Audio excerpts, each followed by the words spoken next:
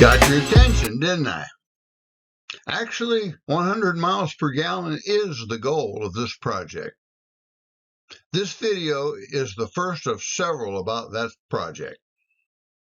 Actually, the vehicle on the road today are surprisingly efficient considering what we ask of them to be. In order to achieve anything close to the goal of 100 miles per gallon, a paradigm shift will be necessary. The average car today weighs nearly 4,000 pounds, is between 200 and 300 horsepower, and carries an average of 1.4 people. Plus, they have more amenities than the writers of the Jetsons could have imagined. If you want a lifted F-250 with mud tires and a Power Stroke diesel, then you should be able to have it. But perhaps a lightweight, super efficient, everyday vehicle could be in your future. My son-in-law, a Ford engineer, calls them appliance vehicles. Okay, here's the plan. 1,200-pound curb weight, lightweight tube chassis, and lightweight components. 2 passengers side by side. Should handle 1.4 people okay. 3 wheels, reverse trike configuration that will reduce weight and improve aerodynamics. A backward teardrop shape is the optimum aerodynamic shape. A Chrysler engineer back in the 30s showed we were running cars backwards by placing them in a wind tunnel backwards and showing improved wind flow. Look around at how many SUVs and crossovers, etc., still have flat backs. A programmable engine management system will allow me to optimize base engine efficiency. An exhaust heat recovery system, which is the heart of this project. If you've watched some of my videos, you know wasted heat from an IC is one of my pet projects.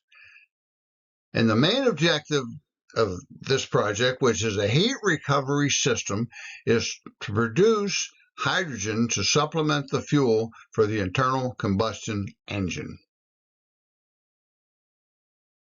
In the beginning, I laid out what was available: more obtainium, some parts from another project, transaxle from an 87 Ford Festiva, was small, light, and 5 speeds forward, rotated at 90 degrees from its original design orientation. Flywheel from a Ford Festiva, front brakes from a Ford Festiva, and a Ford Festiva front suspension, which worked well because the stabilizer locates the lower control arm. Less parts, and the stabilizer is integral to the suspension, which is good for a 3-wheeled vehicle.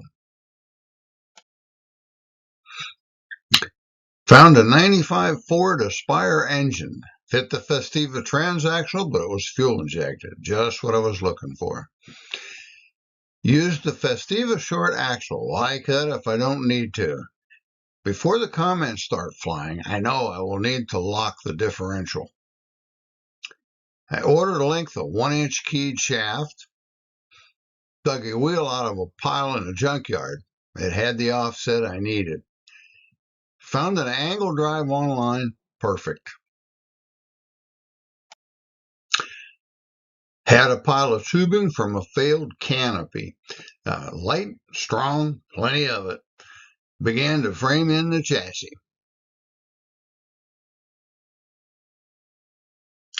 That tubing is light and strong, but a little tough to weld, but I'll get it.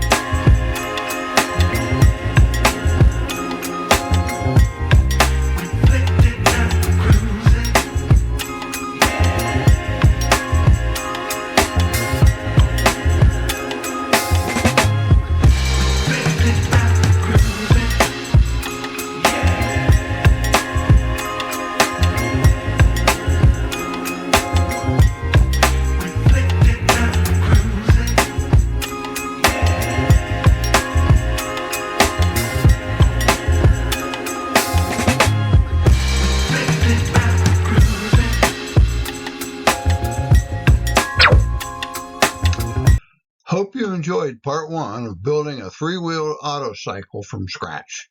In part 2, we will build out the front half of the chassis and begin to build the front suspension. So stay tuned. Thanks for watching Dad's Garage. Please subscribe.